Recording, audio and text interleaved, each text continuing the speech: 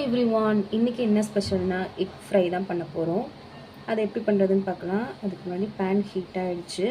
இப்போ நான் கொஞ்சோன்னு இந்த மாதிரி பூண்டு வந்து ஆட் பண்ணிக்கிறேன். இதை நல்லா ஃப்ரை பண்ணிக்கிறேன்.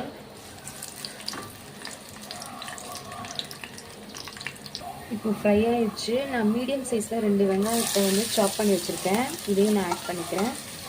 இதை நல்லா ஃப்ரை பண்ணிக்கலாம்.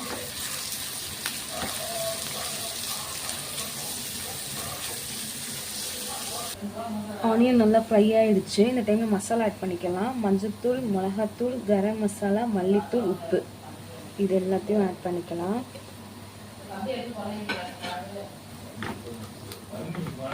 இதை நல்லா மிக்ஸ் பண்ணி விட்டுக்கலாம். இப்போ மசாலா ரெடி ஆகிடுச்சு. நான் வந்து இந்த டைமில் எக் வந்து ஆட் பண்ணிக்கிறேன்.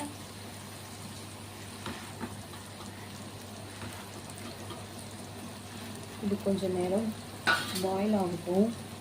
அந்த மசாலாலாம் எவ்வளோ இறங்கி ஜூஸியாக நல்லாயிருக்கும்.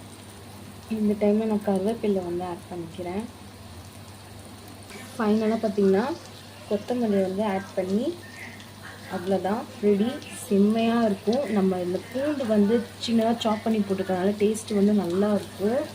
வேறு லெவல் டேஸ்ட்டாக இருக்கும். நீங்களும் வீட்டில் ட்ரை பண்ணுங்கள். இந்த எக் ஃப்ரை வந்து இந்த வீடியோ பிடிச்சிருந்தா லைக் பண்ணுங்கள், ஷேர் பண்ணுங்கள். மறக்காமல் என்னோட சேனலை சப்ஸ்கிரைப் பண்ணுங்கள். பக்கத்தில் இருக்கிற பெல்லை கிளிக் பண்ணுங்கள். நான் போகிற எல்லா வீடியோ வரும்.